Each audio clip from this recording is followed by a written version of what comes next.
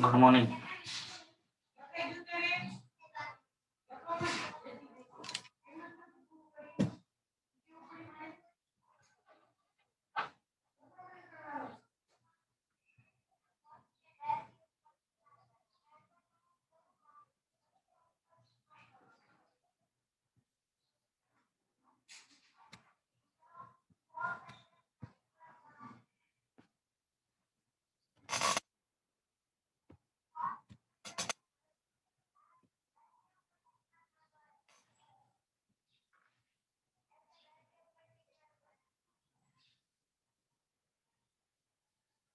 પ્રકાશના દ્વૈત સ્વભાવ વિકિરણ દ્રવ્યની દ્વૈત સ્વભાવમાં કાલે આપણે હર્ટ્ઝ ના પ્રયોગની વાત કરી.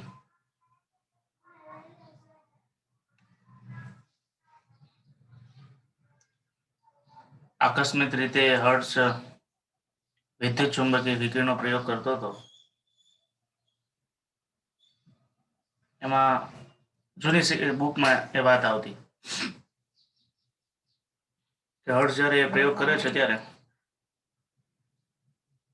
બારીનો પડદો ખુલે છે અને ત્યાંથી પ્રકાશ ફોટો સંવેદી પ્લેટ ઉપર પડે છે અને સ્પાર્ક ગેપમાં સ્પાર્કિંગ વધે છે. એના પરથી એવા તારણ ઉપર આવે કે બાહ્ય પ્રકાશની ધાતુની સપાટી પર ઇલેક્ટ્રોનના ઉત્સર્જન માટે અસર થાય છે. અને ઇલેક્ટ્રોન ઉત્સર્જન થાય તો સ્પાર્ક ગેપમાં સ્પાર્કિંગ થાય. મનીષભાઈ દિહોરા, તમારા વાળ બહુ સરસ છે અને તમે 2 સાઈડ કરાવ્યા છે, બહુ સારી વાત છે.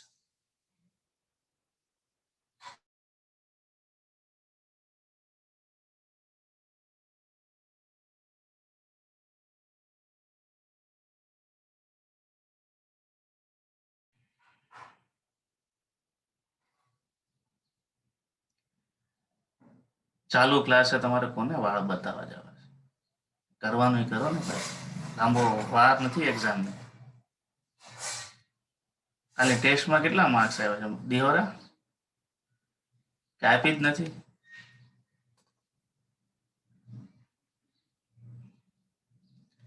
એ કરવાનું છે.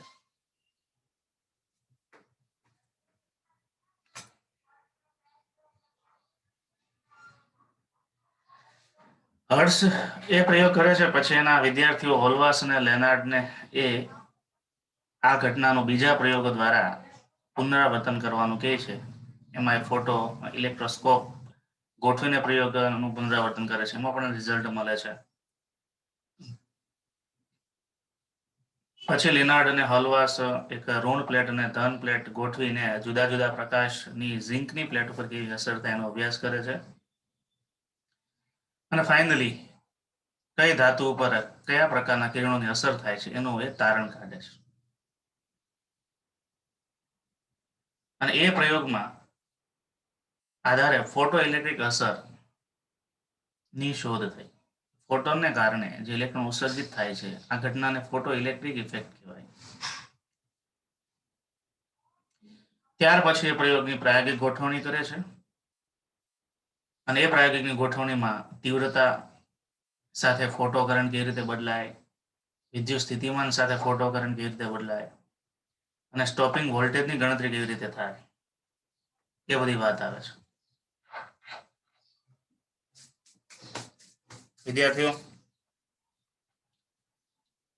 પ્રાયોગિક ગોઠવણીનો વિડીયો આપણે કાલે જોયો હતો. કેથોડ ઉપર આ બારીમાંથી પ્રકાશ આપાત કરો, એમાંથી ઇલેક્ટ્રોન ઉત્સર્જિત થાય. ઉત્સર્જિત થયેલા ઇલેક્ટ્રોનને કંઈક ગતિ ઉર્જા હોય છે. એ ગતિ ઉર્જાને કારણે ઇલેક્ટ્રોન એનોડ પાસે પહોંચે છે. એ ગતિ ઉર્જા ક્યાંથી આવી? તો કે ફોટોનની જે ઉર્જા છે, પ્રકાશની જે ઉર્જા છે, એ ઇલેક્ટ્રોનને મળે છે અને એના કારણે ઇલેક્ટ્રોન ઉત્સર્જિત થાય છે. એ ગતિ ઉર્જા સાથે થાય છે. જ્યારે ઇલેક્ટ્રોન એનોડ પર આવે ત્યારે પરિપથ પૂર્ણ થાય, ફોટો પ્રવાહ મળે છે. ફોટો પ્રવાહને બંધ કરવા માટે વોલ્ટેજ આપવા પડે છે. એને સ્ટોપિંગ વોલ્ટેજ કહેવાય છે. સ્ટોપિંગ વોલ્ટેજ ઉપરથી સ્થિતિ ઉર્જા નક્કી થાય. ગતિ ઉર્જા સ્થિતિ ઉર્જા જેટલી હોય એના આધારે આપણે સ્ટોપિંગ વોલ્ટેજ એટલે અંદરના ઇલેક્ટ્રોનની ગતિ ઉર્જાનું સૂત્ર પણ મેળવવાનું આવશે આગળની આઇન્સ્ટાઈનની થિયરીમાં.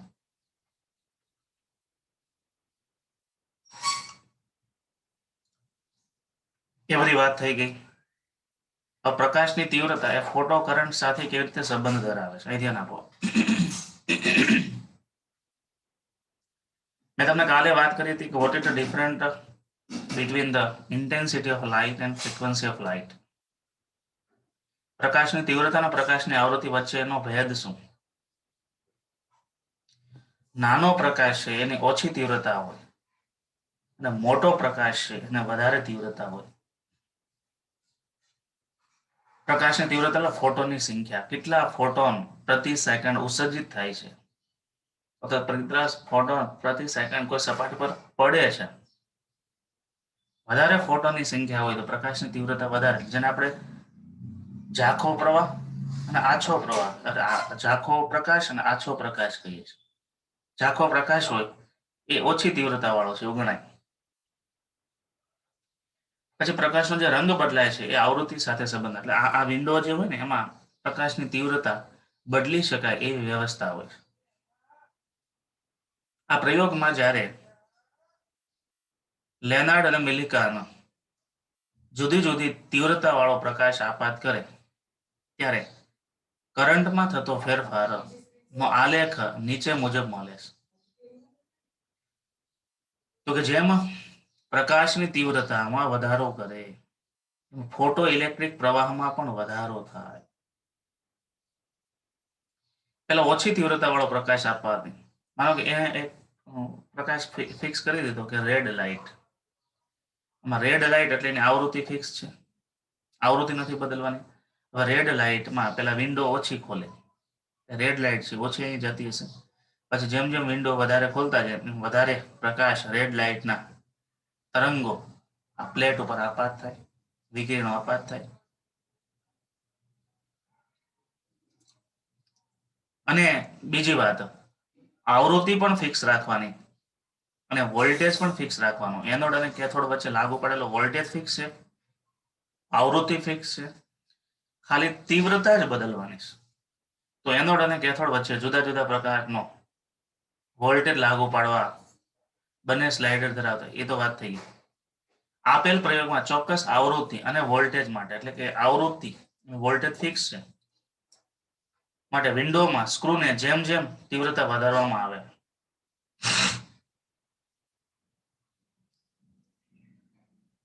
તેમ ઉત્સર્જિત થતા ફોટો ઇલેક્ટ્રોનની સંખ્યા વધે છે અને જેને કારણે કરંટ વધે છે. અહીંયાથી તમે તીવ્રતા વધારો એમ વધારે ફોટોન આપાત થાય, વધારે ફોટોન એ વધારે ઇલેક્ટ્રોન ઉત્સર્જિત કરે, જેટલા વધારે ઇલેક્ટ્રોન ઉત્સર્જિત થાય એટલા વધારે આપણને ફોટો પ્રવાહ મળે, કારણ કે પ્રવાહ છે ઇલેક્ટ્રોનની સંખ્યા ઉપર આધાર રાખે છે. તો આના પરથી એવું નક્કી થયું કે આમ ફોટો ઇલેક્ટ્રોન અસરમાં ફોટો કરંટ સાથે તીવ્રતાનો આલેખ સુરેખ મળે છે. બરાબર, અહીં એક તીવ્રતા એમ લખવું પડે, ફોટો ઇલેક્ટ્રોન પ્રવાહ વિરુદ્ધ તીવ્રતા. આલેખ પરથી કહી શકાય કે ચોક્કસ સમયમાં ઉત્સર્જિત ઇલેક્ટ્રોનની સંખ્યા આપાત પ્રકાશની તીવ્રતાના સમપ્રમાણમાં હોય. જેમ તમે તીવ્રતા વધારો છો એમ ઉત્સર્જિત થતા ઇલેક્ટ્રોનની સંખ્યા વધે છે અને એના કારણે ફોટો ઇલેક્ટ્રિક પ્રવાહમાં વધારો થાય છે. હવે આમાં શું કરવાનું છે તો કે વિદ્યુત સ્થિતિમાન અને ફોટો કરંટનો સંબંધ, એટલે કે અહીંયા તમે તીવ્રતા ફિક્સ કરી દો, પ્રકાશની આવૃત્તિ ફિક્સ કરી દો અને એથી વોલ્ટેજ બદલો. તો વોલ્ટેજ બદલવાથી આ ફોટો પ્રવાહમાં કેવી અસર થાય? હવે એ વસ્તુ ખાસ ધ્યાન રાખજો. માનો કે પહેલા તમે ઓછી તીવ્રતા રાખી અને કોઈ આવૃત્તિ ફિક્સ રાખી, તમે તીવ્રતા ઓછી રાખો છો, પછી જેમ જેમ વોલ્ટેજ વધારતા જાઓ એમ શરૂઆતમાં શું થાય કે જેટલા ઇલેક્ટ્રોન આમાંથી ઉત્સર્જિત થાય છે એટલા ઇલેક્ટ્રોન અહીંયા આવી જાય. જેમ વોલ્ટેજ વધારો એમ ઇલેક્ટ્રોનની સંખ્યા વધતી જાય. પણ એક સમય એવો આવે કે અહીંયા ફોટોનને કારણે માનો કે 10 ઇલેક્ટ્રોન ઉત્સર્જિત થાય છે અને 10 એ 10 અહીંયા પહોંચી જતા હોય.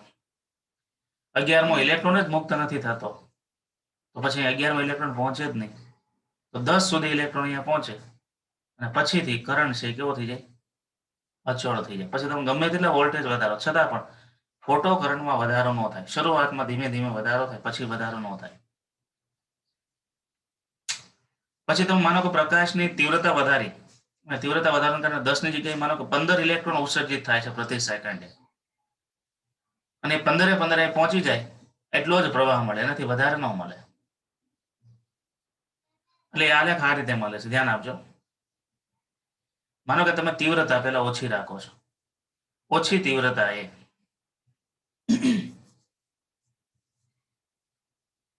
જેમ તમે વોલ્ટેજ વધારો,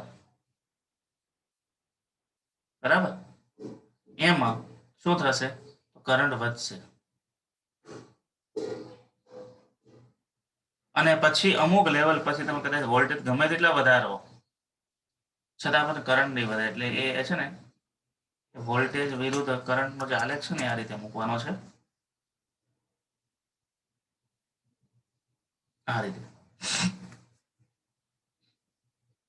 હા, કલેક્ટર પ્લેટ વોલ્ટ એટલે વોલ્ટેજ, ફોટો ઇલેક્ટ્રિક પ્રવાહ વિરુદ્ધ વોલ્ટેજ. અહીંયા પેલો આલેખ હતો કોનો હતો? ફોટો ઇલેક્ટ્રિક પ્રવાહ વિરુદ્ધ પ્રકાશની તીવ્રતા. એ સુરેખ આવે, એ બરાબર છે. અહીંયા માઇનસ વોલ્ટેજ શું થાય? Stopping voltage. ત્યારે હું વાત કરું સ્ટોપિંગ વોલ્ટેજ કે કોને કહેવાય.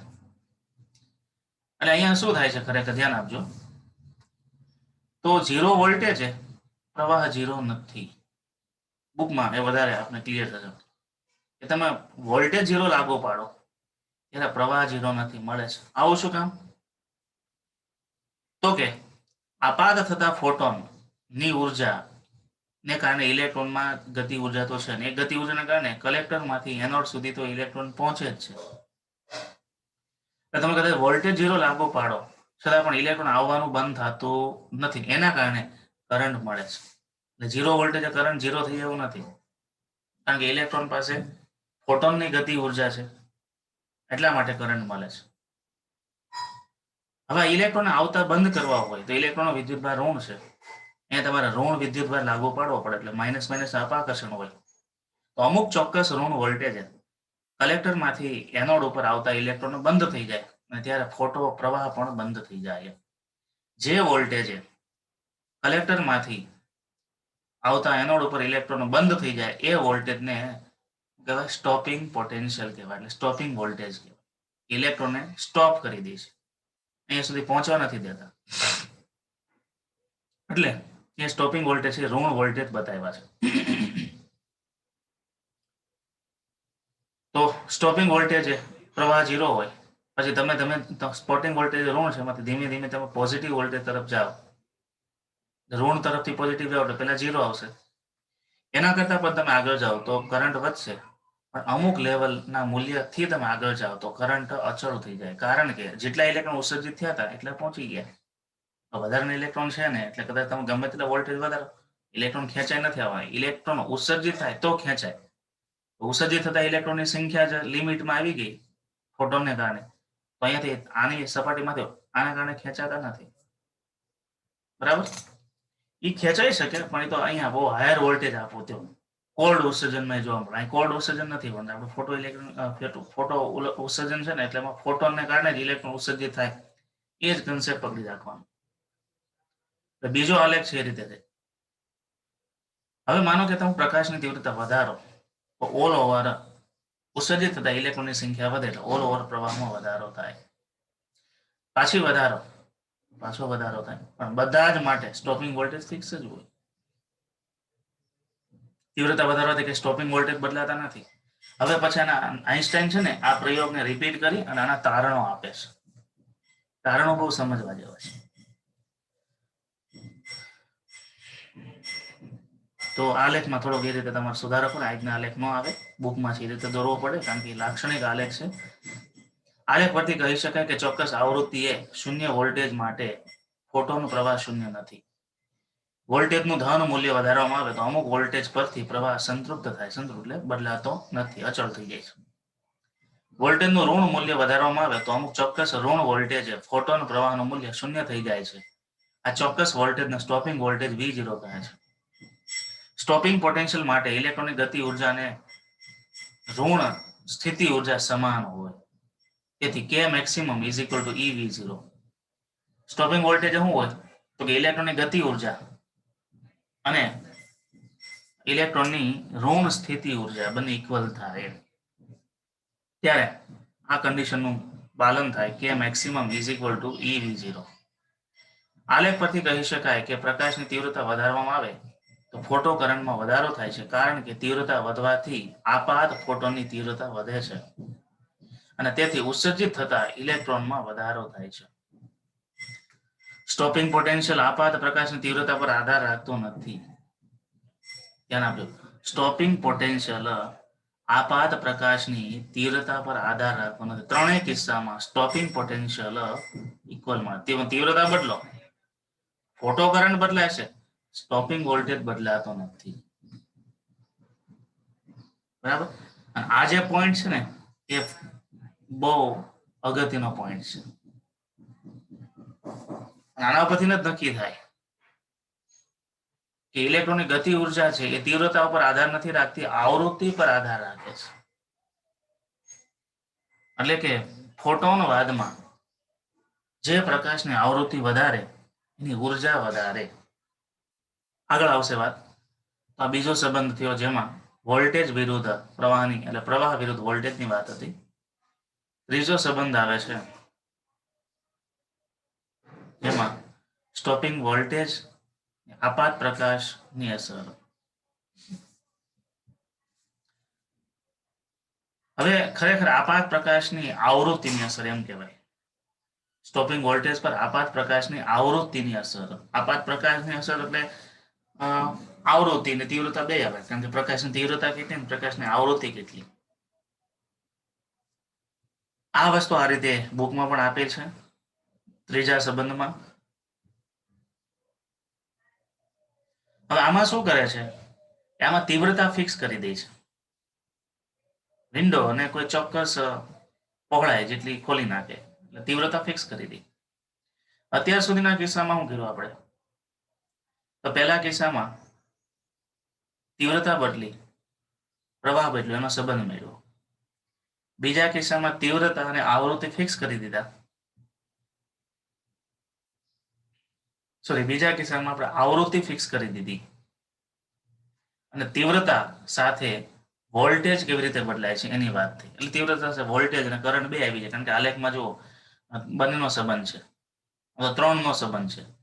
આલેખમાં તીવ્રતા પણ આવી ગઈ, ફોટો ઇલેક્ટ્રિક પ્રવાહ પણ આવી ગયો, બરાબર, અને વોલ્ટેજ પણ આવી ગયો. આમાં ક્યાંય આવૃત્તિ નથી આવતી, એટલે આવૃત્તિ ફિક્સ કરી દીધી. પહેલામાં શું કર્યું હતું, આવૃત્તિ ફિક્સ કરી અને પ્રકાશની તીવ્રતા બદલી અને પ્રવાહમાં કેવી અસર થાય એ નક્કી થયું. બીજામાં શું કરે છે, આવૃત્તિ ફિક્સ જ રાખે છે, પ્રકાશની તીવ્રતા બદલી અને સ્ટોપિંગ વોલ્ટેજમાં શું ફરક પડે એ નક્કી કર્યું. તો આવૃત્તિ નથી બદલાતી, ખાલી તીવ્રતા બદલાશો ત્યારે ફોટો પ્રવાહ ઉપર ફરક પડે છે, સ્ટોપિંગ વોલ્ટેજમાં કોઈ ફેર પડતો નથી.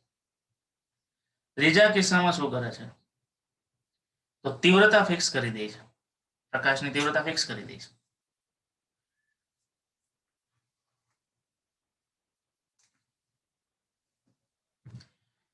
પ્રકાશની તીવ્રતા ફિક્સ કરી દઈ અને હવે જુદી જુદી આવૃત્તિ વાળો પ્રકાશ આપાત કરે ત્યારે શું થાય,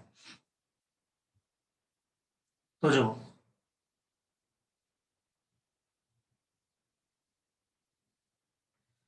માનો કે F1 અહીં μ1 μ2 μ3 છે ને, એની જગ્યાએ આપણે F1 F2 F3 એવું રાખવાનું. મ્યુ F1 ને આવૃત્તિને આ લોકો NCERT વાળા મ્યુ સંજ્ઞા તરીકે મૂકે છે. તો માનો કે F1 આવૃત્તિ હોય, તીવ્રતા એટલી જ રાખવાની, તીવ્રતા નથી બદલવાની, ખાલી પ્રકાશનો રંગ બદલવાનો છે. એટલે કે અહીંયા માનો કે રેડ લાઇટ છે, અહીંયા માનો કે ગ્રીન લાઇટ છે, અહીંયા માનો કે બ્લુ લાઇટ છે. કારણ કે રેડની આવૃત્તિ સૌથી ઓછી હોય, ગ્રીનની એનાથી વધારે હોય અને બ્લુની આવૃત્તિ સૌથી વધારે હોય, કારણ કે રેડની તરંગ લંબાઈ મોટી છે.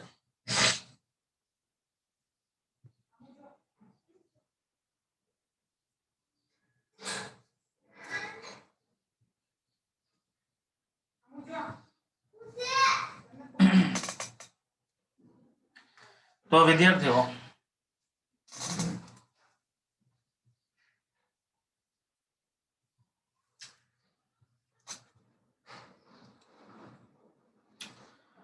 જેમ જેમ આવૃત્તિ વધારે છે એમ સ્ટોપિંગ વોલ્ટેજ નું મૂલ્ય વધે છે. બરાબર, સમતોલ તપાવવામાં કોઈ ફેર નથી પડતો. જેમ આવૃત્તિ વધારતા જાય, કારણ કે તીવ્રતા ફિક્સ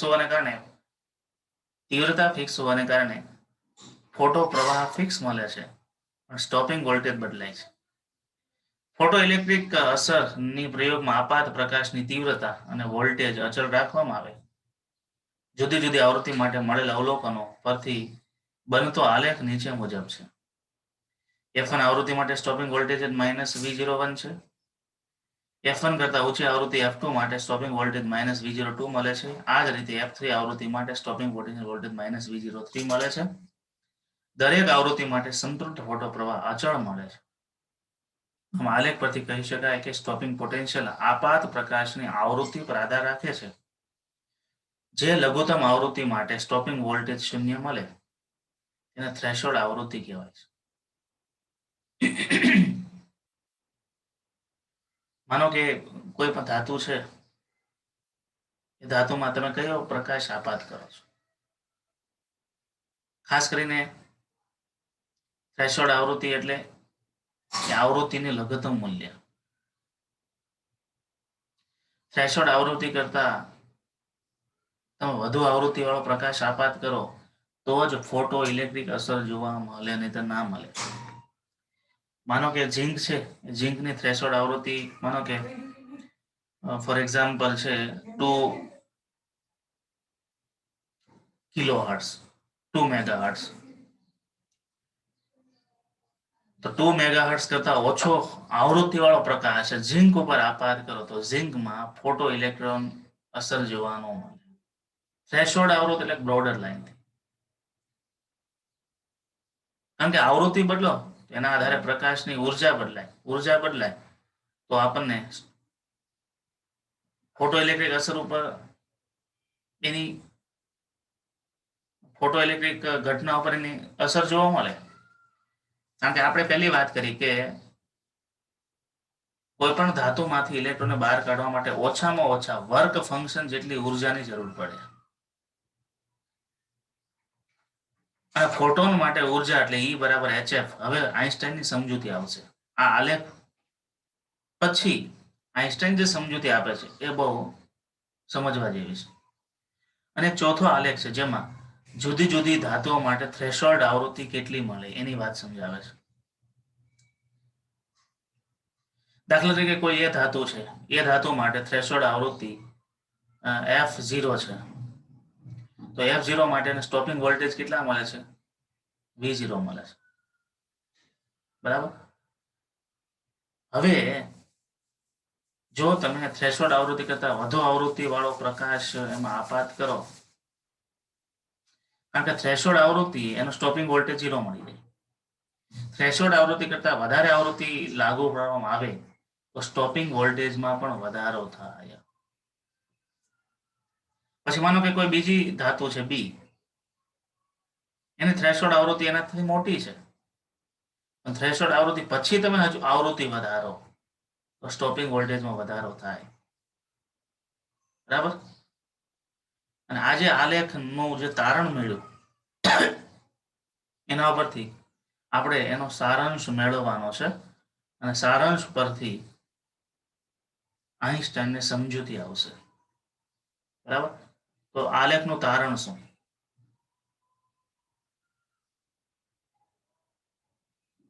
બોલો.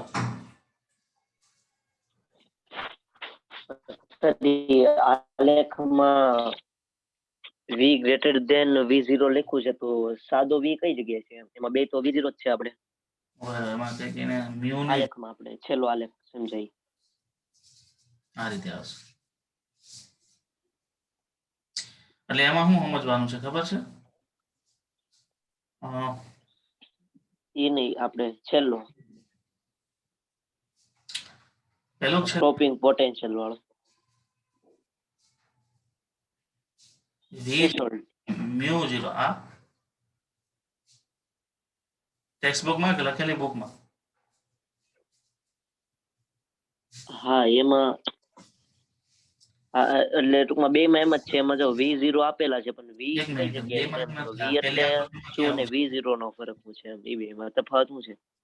પહેલી આકૃતિમાં ક્યાં છે એવું કઈ?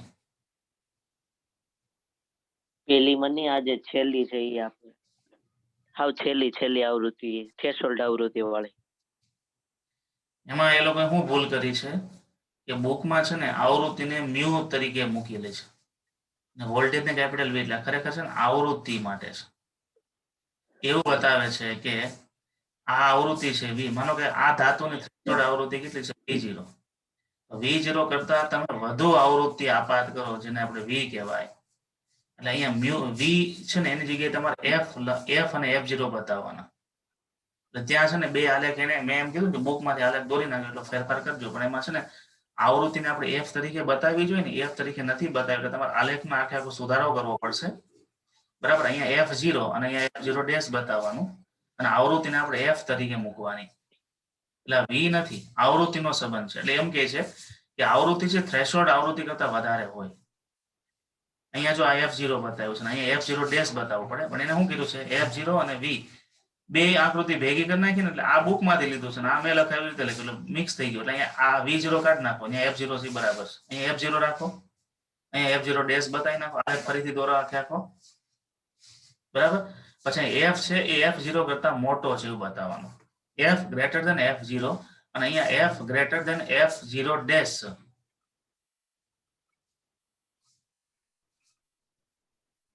તમારે કરેક્શન કરવું પડશે એટલું.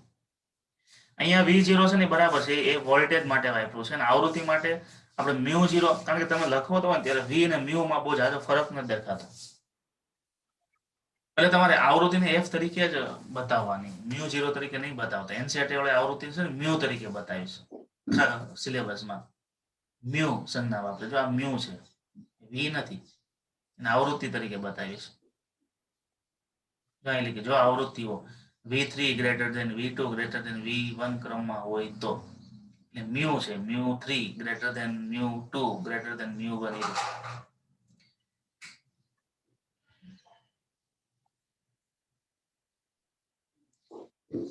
આખે આખો જે પ્રયોગ છે એનું તારણ શું, કોણ કહેશે? તો પહેલું તારણ શું મળશે? ફોટો કરંટ છે એનું મૂલ્ય પ્રકાશની તીવ્રતા પર આધાર રાખે છે. જેમ પ્રકાશની તીવ્રતા વધારો એમ ફોટો કરંટ વધે. બીજું તારણ, સ્ટોપિંગ વોલ્ટેજ એ પ્રકાશની તીવ્રતા પર આધાર રાખતા નથી, એ પ્રકાશની આવૃત્તિ પર આધાર રાખે. જો આપાત પ્રકાશની આવૃત્તિ વધારવામાં આવે તો ગતિ ઉર્જા વધે, કારણ કે આપાત પ્રકાશની આવૃત્તિ વધારે એટલે આપાત પ્રકાશની ઉર્જા વધી, એ ઉર્જાને કારણે ઉત્સર્જિત થતા ઇલેક્ટ્રોનની ગતિ ઉર્જા વધે, ઉત્સર્જિત થતા ઇલેક્ટ્રોનની ગતિ ઉર્જા વધે તો સ્ટોપ કરવા માટે તમારે સ્ટોપિંગ વોલ્ટેજ વધારવા પડે. સ્ટોપિંગ વોલ્ટેજ છે એ આપાત પ્રકાશની આવૃત્તિ પર આધાર રાખે છે. આવું તારણ બીજું. ત્રીજું તારણ શું? જે આવૃત્તિ કરતા વધુ આવૃત્તિએ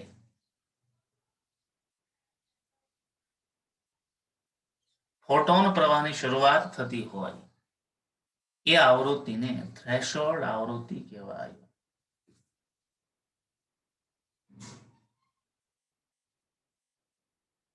બરાબર, એટલે મેં જે 3 મુદ્દા કીધા ને એમાં આ 3 કે 4 આલેખ આવી ગયા.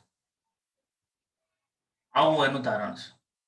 અને એનો આપણે પ્રેક્ટિકલ વિડીયો કાલે જોયો હતો, એમાં આપણે બતાવે છે કે એટલે સ્ટોપ થાય, એટલે કરંટ મળે, એટલે મળે, ફિલ્ટર, પ્રકાશના ફિલ્ટર બદલે છે, એવું બધું કરીને આખે આખું રિયલમાં જે પ્રેક્ટિકલ કોઈ કોલેજમાં કરેલો છે એને આખે આખું વિડીયો હતી. આગળનો પ્રશ્ન છે, ફોટો ઇલેક્ટ્રિક અસરની પ્રાયોગિક લાક્ષણિકતાઓ અને અવલોકનોનો સારાંશ વર્ણવો તથા સમજાવો કે પ્રકાશનો તરંગવાદ ફોટો ઇલેક્ટ્રિક અસરનો પ્રયોગ સમજાવી શકતો નથી. હવે ટર્નિંગ પોઈન્ટ આવે. તરંગવાદ, પ્રકાશને તમે તરંગ તરીકે લો ને તો પ્રયોગ ના સમજાવી શકે. શું કામ? એના મુદ્દાઓ જોઈએ. તો ફોટોઇલેક્ટ્રિક અસરના પ્રાયોગિક તારણો નીચે મુજબ છે. કારણો નહીં, તારણો. તારણો નીચે મુજબ છે. ફોટો પેલું પ્રકાશ સંવેદિતા દ્રવ્ય અને થ્રેશોલ્ડ આવૃત્તિ માટે ફોટો ઇલેક્ટ્રોન પ્રવાહ આપાત પ્રકાશની તીવ્રતાના સમપ્રમાણમાં હોય. તમે દ્રવ્ય કયું મૂકો છો અને કઈ ફિક્સ આવૃત્તિ થ્રેશોલ્ડ આવૃત્તિ હોય તો જો પછી એવું થાય માનો કે ઝિંક છે અને થ્રેશોલ્ડ આવૃત્તિ છે એ માનો કે 2 મેગાહર્ટ્ઝ છે અને આપાત પ્રકાશની આવૃત્તિ છે એ 1.5 મેગાહર્ટ્ઝ છે. તો સીધી વાત છે કે આપાત પ્રકાશની આવૃત્તિ એ થ્રેશોલ્ડ આવૃત્તિ કરતા નાની છે. વાત શું છે, માનો કે ઝિંક છે, ઝિંકની સપાટીમાંથી તમારે ઇલેક્ટ્રોન બહાર કાઢવો છે તો એના વર્ક ફંક્શન કરતા વધારે આવૃત્તિ વાળો જ તમારે પ્રકાશ આપાત કરવો પડે. વર્ક ફંક્શન ઉર્જા છે એના કરતા આપાત થતા ફોટોનની ઉર્જા વધારે હોય તો જ ફોટો ઇલેક્ટ્રિક અસર જોવા મળે. એટલે એ મુદ્દો મૂક્યો છે કે દ્રવ્ય અને એના માટે થ્રેશોલ્ડ આવૃત્તિ માટે એટલે તમારે એવું દ્રવ્ય લેવાનું કે જે આપાત પ્રકાશ જે એનો વર્ક ફંક્શન ઉર્જા એ આપાત પ્રકાશની ઉર્જા કરતા ઓછી હોય. એટલે કે વર્ક ફંક્શન કરતા આપાત પ્રકાશની ઉર્જા વધારે હોય તો જ એમાંથી ફોટો ઇલેક્ટ્રિક અસર જોવા મળે. અને અસર જોવા મળે અને હવે તમે એ પ્રકાશની તીવ્રતા નું તમે વધારતા જાઓ તો ફોટો પ્રવાહમાં વધારો જોવા મળે. બીજો મુદ્દો થ્રેશોલ્ડ આવૃત્તિ માટે સંતૃપ્ત પ્રવાહ તીવ્રતાના સમપ્રમાણમાં છે પરંતુ વોલ્ટેજથી કેવો છે, સ્વતંત્ર છે. તમે તીવ્રતા વધારો જેની અસર સ્ટોપિંગ વોલ્ટેજ ઉપર થતી નથી. ટૂંકમાં એવું કહેવા માંગે છે. ફોટો ઇલેક્ટ્રોનની ગતિ ઉર્જા તથા સ્ટોપિંગ વોલ્ટેજ આપાત પ્રકાશની આવૃત્તિના સમપ્રમાણમાં છે, જે તીવ્રતા આધારિત નથી. મેં તમને 3 મુદ્દા આની પહેલા કીધા, ટૂંકમાં એ મુદ્દાઓ અહીંયા મૂકેલા છે. અને ફોટો ઇલેક્ટ્રિકની અસરની ઘટના એ તત્કાલીન છે, અંદાજિત 10⁻⁹ સેકન્ડ, ઇન્સ્ટન્ટ છે. તમે જેવો ધાતુની સપાટી પર પ્રકાશ આપાત કરો અને 2 દિવસ પછી ઉત્સર્જન થાય એવું નથી. એટલે આના કારણે શું થાય, ફોટો સેન્સર બને. સેન્સર છે ને ક્વિક રિસ્પોન્સ આપે. પ્રકાશ છે તો તરત કરંટ મળે, પ્રકાશ નથી તો કરંટ નહીં મળે. પ્રકાશ આપ્યો અને પછી થોડોક સમય પછી પ્રોસેસ થાય પછી આપણે રિસ્પોન્સ મળે એવું નહીં. આ ઘટના છે ને બહુ તત્કાલીન છે. 4 મુદ્દાઓ છે ને એ તરંગવાદને આધારે સમજાવી ના શકાય. શું કામ? ધ્યાન આપજો. પહેલા મુદ્દાની તરંગવાદ એવું કહે છે કે જેમ તરંગનો કંપવિસ્તાર વધે ને એમ એની ઉર્જા વધે. તરંગનો કંપ વિસ્તાર વધે તો પ્રકાશની ઘટનામાં જુઓ, પ્રકાશની તીવ્રતા છે ને કંપ વિસ્તારના સમપ્રમાણમાં છે. એટલે કંપ વિસ્તાર વધે તો પ્રકાશની તીવ્રતા વધતી હશે અને પ્રકાશની તીવ્રતા જો વધતી હોય તો આપણી ઘટનામાં જેમ તમે પ્રકાશની તીવ્રતા વધારતા હતા એમ ફોટોનની ગતિ ઉર્જા વધવી, ઇલેક્ટ્રોનની ગતિ ઉર્જા વધવી જોઈએ. એવું નથી થતું. ફોટો ઇલેક્ટ્રિક અસરમાં શું થાય છે, આવૃત્તિ વધારો ત્યારે ગતિ ઉર્જા વધે છે, તીવ્રતા વધારો તો ગતિ ઉર્જા નથી વધતી. સ્ટોપિંગ વોલ્ટેજ ક્યારે વધારવા પડે છે, આવૃત્તિ વધારો ત્યારે. એટલે તરંગવાદને આધારે પ્રયોગ ના સમજાવી શકાય. તીવ્રતાના વધારા સાથે ઉર્જામાં વધારો થાય છે પરંતુ આ પ્રયોગમાં તીવ્રતા સાથે ઇલેક્ટ્રોનની ગતિ ઉર્જા વધતી નથી. ગતિ ઉર્જા નથી વધતી એટલે સ્ટોપિંગ વોલ્ટેજ પણ વધારવા પડતા નથી. આમ તરંગવાદ અનુસાર ઉપરનો પહેલું, બીજું અને ત્રીજા મુદ્દાઓ સમજાવી ના શકાય. આ 3 મુદ્દા ના સમજાવી શકાય, 3 ખોટા થઈ ગયા. તરંગવાદ અનુસાર ધાતુની સપાટીમાં ઇલેક્ટ્રોન તરંગગ્રહથી ઉર્જાનું શોષણ કરે છે. શોષણ બાદ વર્ક ફંક્શન જેટલી પૂરતી ઉર્જા થાય ત્યારે તે સપાટીમાંથી બહાર નીકળે છે. આ પ્રક્રિયા માટે ઘણો લાંબો સમય લાગે જ્યારે પ્રયોગમાં ઇલેક્ટ્રોનનું ઉત્સર્જન તત્કાલીન થાય છે. તેથી ઉપરનો ચોથો મુદ્દો તરંગવાદથી સમજાવી ના શકાય. ચોથા મુદ્દામાં શું કીધું કે આ ઘટના છે ક્વિક થાય, તત્કાલીન થાય છે. તરંગવાદ અનુસાર શું થાય કે પહેલા તો પ્રકાશના તરંગો છે સપાટી પર આપાત થાય, તરંગગ્રહનું શોષણ થાય, શોષણ થયા પછી ઇલેક્ટ્રોનને છૂટા પાડે, ઇલેક્ટ્રોનને છૂટા પાડ્યા પછી ઇલેક્ટ્રોન, આમાં તો બહુ લાંબો સમય લાગે.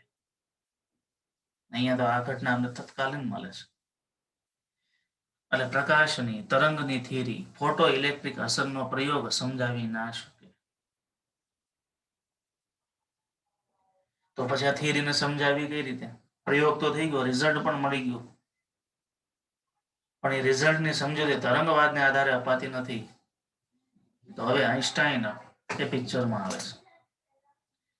તો ફોટો ઇલેક્ટ્રિક અસર માટે હવે આઈન્સ્ટાઈન પોતાની સમજૂતી આપે છે, જેમાં એને નોબેલ પારિતોષિક મળે છે. બરાબર. તો આ પ્રયોગ થઈ ગયો અને તારણો મળી ગયા. ફોટો ઇલેક્ટ્રિક અસર અને પ્રકાશનો તરંગવાદ એ સમજાવી નથી શકતો એ મુદ્દાની પણ આપણે વાત થઈ 11.5 ફોટો ઇલેક્ટ્રિક અસરના તારણના મુદ્દાઓ પણ આપણે જોયા આ પ્રયોગ પરથી. હવે આઈન્સ્ટાઈનનું ફોટો ઇલેક્ટ્રિક સમીકરણ અને વિકિરણ ઉર્જાનો ક્વોન્ટમ વાદ આપે છે.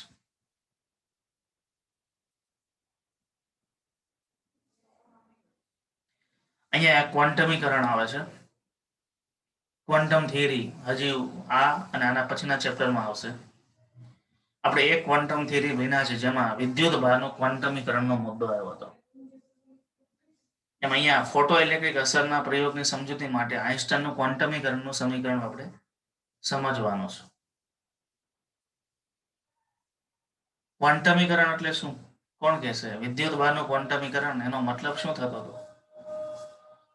પહેલું ચેપ્ટર વિદ્યુત ભારના ગુણધર્મો. ક્વોન્ટમીકરણ એટલે ટૂંકમાં ઈ ક્યારે અડધું ટૂંકમાં અપૂર્ણ ન હોય, સંપૂર્ણ હોય, એમ પૂર્ણાંકમાં હોય. કાર્તિક? પૂર્ણાંકમાં કોઈ જથ્થો છે પૂર્ણાંકમાં હોય. બિલ્ડિંગ વાળું ઉદાહરણ લીધું. વિદ્યુત, માનો કે કોઈ પદાર્થ પાસે વિદ્યુત ભાર છે તો ઈ ના પૂર્ણાંક ગુણકમાં છે. 1 ઈ છે, 2 ઈ જેટલું છે, 3 ઈ જેટલું છે. કારણ કે ઇલેક્ટ્રોન તો આખો જ છે, પ્રોટોન આખો છે, અડધો તો શક્ય નથી. કોઈ પદાર્થ ઇલેક્ટ્રોનનો બનેલો હોય તો એની પાસે ઇલેક્ટ્રોન જેટલો વિદ્યુત ભાર છે. 2 ઇલેક્ટ્રોનનો બનેલો હોય તો 2 ઈ જેટલો વિદ્યુત ભાર થાય, માઇનસ. એ રીતે આપણે એવું ના કહી શકીએ કે પદાર્થ અડધા ઇલેક્ટ્રોનનો બનેલો છે. એમાં કોઈ પણ પાસે વિદ્યુતનો જથ્થો છે ને પૂર્ણ ગુણાંકમાં છે, ઈ ના પૂર્ણ ગુણાંકમાં. એટલે n ઈ જેટલું સૂત્ર આવે. q બરાબર, જથ્થો ગણવો હોય તો q બરાબર n ઈ જેટલું આવે. એમાં પ્રકાશના તમે ફોટોન તરીકે લઈ લો તો ફોટોન છે એની ઉર્જા એ hf ના પૂર્ણ ગુણાંકમાં હોય. અહીંયા hf, અહીંયા f ની જગ્યાએ મ્યુ વાપર્યું છે, આવૃત્તિને મ્યુ તરીકે વાપર્યું છે, એટલે h મ્યુ. અને તમારે સમજવાનું છે hf ના પૂર્ણ ગુણાંકમાં હોય. આગળનો પ્રશ્ન છે ફોટો ઇલેક્ટ્રિક અસર માટે આઈન્સ્ટાઈનની થિયરી સમજાવો તથા ઉત્સર્જિત ઇલેક્ટ્રોનની ગતિ ઉર્જાનું સૂત્ર મેળવો. જો શું થાય છે. આઈન્સ્ટાઈને ફોટો ઇલેક્ટ્રિક અસર માટે પ્લાન્કના ફોટોન વાદનો ઉપયોગ. હવે પ્લાન્કનો ફોટોન વાદ શું છે ખબર છે? પ્લાન્કનો ફોટોન વાદ 11 સાયન્સમાં તમારે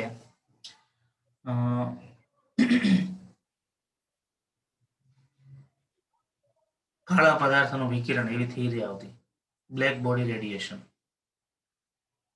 કાળા પદાર્થનું વિકિરણ. ખ્યાલ છે કોઈને? કાળા પદાર્થનું વિકિરણ એટલે કેવિટી વિકિરણ.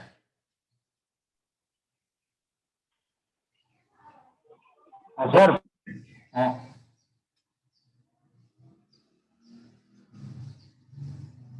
હા બોલ.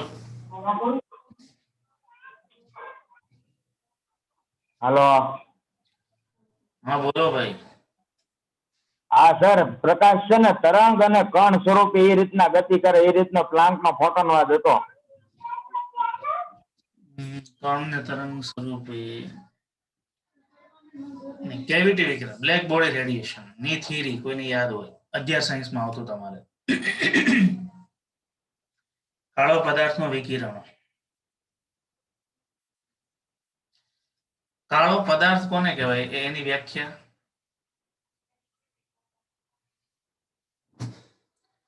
તમે કહેશો કે રંગમાં કાળો દેખાતો કાળો પદાર્થ. કાળો પદાર્થ એટલે એમાં બધાય રંગોનું શોષણ થઈ જાય એમ. એટલે ટૂંકમાં આવૃત્તિ તરંગ લંબાઈનું શોષણ થઈ જાય. ઓકે.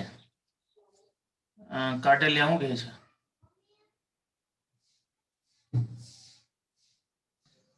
હલો, હા બોલ. એટલે કે એમાં કોઈ પ્રકાશ આપાત કરે તો એ પરાવર્તિત કેમ ન થાય, બધી શોષણ થઈ જાય. જે પદાર્થ બધી જ તરંગ લંબાઈનું શોષણ કરતો હોય એને કાળો પદાર્થ કહેવાય. કે એ પદાર્થને ગરમ કરવામાં આવે તો એ પદાર્થ બધી જ તરંગ લંબાઈનું ઉત્સર્જન કરે તો કાળો પદાર્થ છે. એને કાળા પદાર્થનું વિકિરણ કહેવાય. એટલે કાળા પદાર્થનું શોષણ કહેવાય. સૂર્ય છે કાળો પદાર્થ છે કારણ કે એનું બોડી ગરમ થયું એટલે એમાંથી બધી જ તરંગ લંબાઈના તરંગો છૂટા પડે છે. એટલે સૂર્ય છે કાળો પદાર્થ. તમને સાહેબ સૂર્ય તો ધોળો દેખાય, જોઈએ શકાતો નથી, જોઈએ તો આંખો અંજાઈ જાય એવું છે. એટલે તમે કાળો પદાર્થ કેમ કહેશો? થિયરી પ્રમાણે જે બધાનું શોષણ કરતો હોય એ રીતે જે પદાર્થને ગરમ કરવાથી જે બધી જ તરંગ લંબાઈના તરંગો ઉત્સર્જિત કરે એને બ્લેક બોડી કહેવાય. હવે કાળા પદાર્થના વિકિરણ માટે પ્લાન્કનું વિધાન એવું હતું, આમાં તો નથી આપ્યું,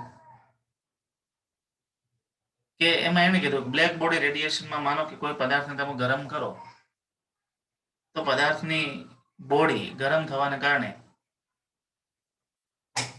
એમાં એક સૂક્ષ્મ દોલનો ઉત્પન્ન થાય. એટલે એના કણો એ સૂક્ષ્મ દોલનો કરે અને જેટલી આવૃત્તિ તે સૂક્ષ્મ દોલનો કરે એટલી આવૃત્તિ વાળું એ વિકિરણ પોતાનામાંથી ઉત્સર્જિત કરે છે. એને કાળા પદાર્થનું વિકિરણ માટે પ્લાન્કનો નિયમ કહે છે.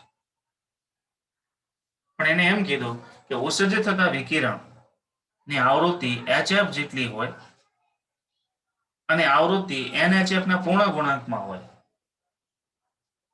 હવે છે ને શક્ય હોય ને તો એક વિડીયો આની છે બ્લેક બોડી રેડિયેશનની, એ તમને બતાવું છું. Black body radiation.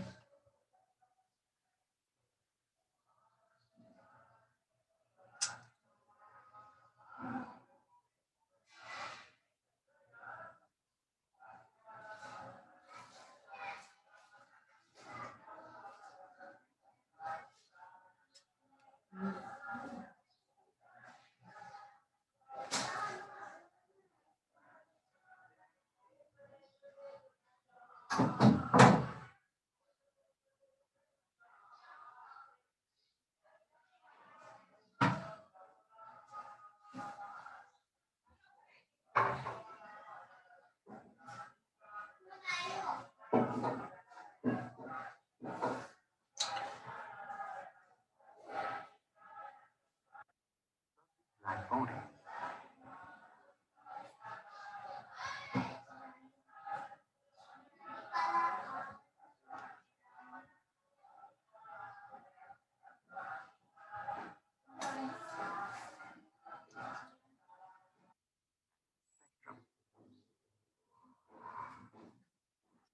Black body is one which absorbs completely the radiations બધા જ of all તરંગોનું શોષણ કરે wavelengths. અને સંપૂર્ણ કાળો પદાર્થ કહેવાય. A perfectly black body neither reflects nor transmits any radiation.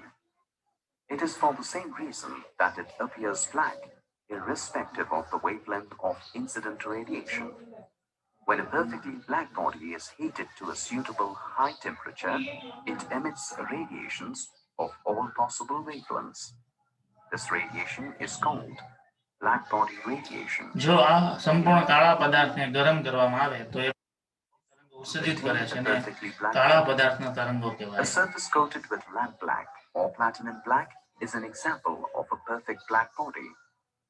Such a surface absorbs 96% to 98% of the incident ray. Hollow sphere having a small opening suffers much and not the total enclosure.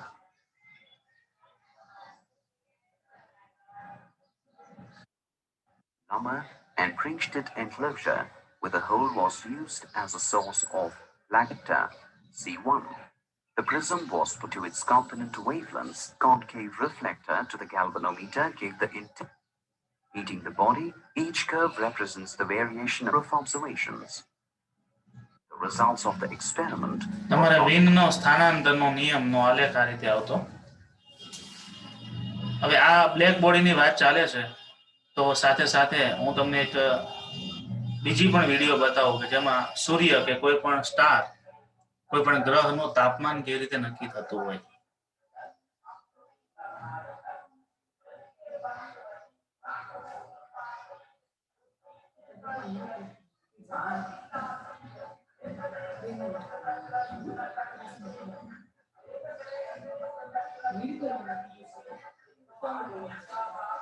ધ્યાન આપજો. આ તો વાત ચાલે છે એટલે black body માટે વિનનો સ્થાનાંતરનો Every object above 0 Kelvin emits thermal radiation in the form of electromagnetic waves. Do not happen at a single wavelength. The radiation consists of waves of all wavelengths. ધારો કે સૂર્યમાંથી આવતા પ્રકાશો એ બધી જ તરંગ લંબાઈમાંથી આવતા તરંગોનું મિશ્રણ છે એટલે વ્હાઇટ કલર દેખાય છે. Theoretically, from 0 to infinity.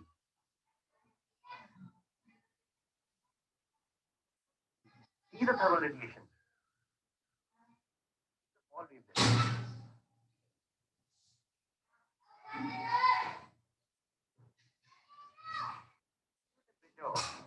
Intensity of radiation is maximum around 1 wavelength. માનો કે એની તરંગ લંબાઈ છે એ અહીંયા હશે અને આપણા દ્રશ્ય વિભાગ અહીંયા છે એટલે આપણને દેખાતો નથી. Radiation is carried by waves having wavelength of radiation for other wavelengths, room temperature. માનો કે 300 કેલ્વિન તાપમાને એમાંથી ઉત્પન્ન થતા તરંગો કોઈ પણ પદાર્થમાંથી એ વિઝિબલમાં નથી હોતા, બરાબર? એ ઇન્ફ્રારેડ અથવા અલ્ટ્રાવાયોલેટમાં હોય જે આપણે જોઈ શકતા નથી એટલે પદાર્થ આપણે કાળો દેખાય. તો કોઈ પણ સ્ટાર હોય And most of the energy is distributed. એનું તાપમાન વધારવામાં આવે The તો visible શું region થાય? is very small. Thermal radiation with an increase in temperature. જેમ તમે તાપમાન વધારો એમાં ઉત્પન્ન થતા તરંગો એ દ્રશ્ય પ્રકાશની નજીક આવે છે. High intensity. 1100 કેલ્વિન તાપમાને ઉત્પન્ન થતા તરંગો ની તરંગ લંબાઈ દ્રશ્ય પ્રકાશ વિભાગમાં દાખલ થઈ. એમાં રેડ કલર વધારે ઉત્સર્જિત એટલે લાલાશ પડતો પદાર્થ દેખાય. એટલે કોઈ પણ સ્ટાર છે એ લાલાશ પડતો દેખાતો હોય તેનું અંદાજિત તાપમાન છે 1100 કેલ્વિન હોય. એટલે રંગ ઉપરથી એનું તાપમાન નક્કી થાય. આગળ જુઓ. The object of શિફ્ટ થયેલો છે એટલે તમારી બુકમાં 11માં અલગ અલગ આલેખો બતાવ્યા હતા શિફ્ટિંગ વાળા. sufficiently high intensity. The object appears to be red around this temperature. હજુ પણ તાપમાન વધારે હતું. Further, આલેખ પ્યોર દ્રશ્ય પ્રકાશમાં આવી જાય છે એટલે વ્હાઇટ કલર બનશે.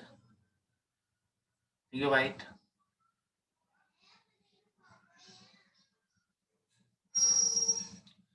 તો બધા જ તરંગોની તરંગ લંબાઈ કમ્બાઇન્ડ થાય એના માટે તાપમાન કેટલું હોવું જોઈએ? 2525 કેલ્વિન છે તો 2600 કેલ્વિન છે. તો કોઈ પણ સ્ટાર છે એમાંથી ઉદ્ભવતો તરંગ એના ઉપરથી તાપમાન આપણે નક્કી કરી શકીએ. આ વિનનો સ્થાનાંતરનો નિયમ. આ રીતે આલેખ, આવા આલેખો 2-3 વિભાગમાં તમારા 11માની બુકમાં આવતા. પણ એ સમજવા માટે Kelvin becomes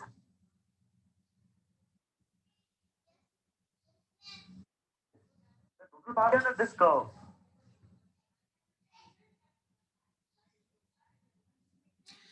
આ જે થિયરી છે એ વિનનો સ્થાનાંતરનો નિયમ છે અને પ્લાન્કનો કાળા પદાર્થની વિકિરણો માટેનો મુદ્દો છે. તો એ મુદ્દો આપણો ચાલતો હતો, બરાબર? એની વાત આપણે આગળની કાલે કરીશું. તો ફોટો ઇલેક્ટ્રિક અસર માટે આઇન્સ્ટાઈનની સમજૂતી, પણ આઇન્સ્ટાઈન છે એ કોનો આધાર લે છે? પ્લાન્કની સમજૂતીનો આધાર લે છે.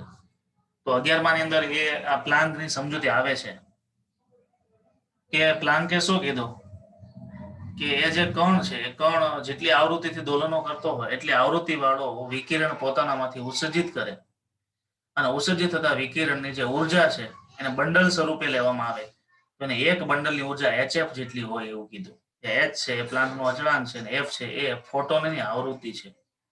બરાબર.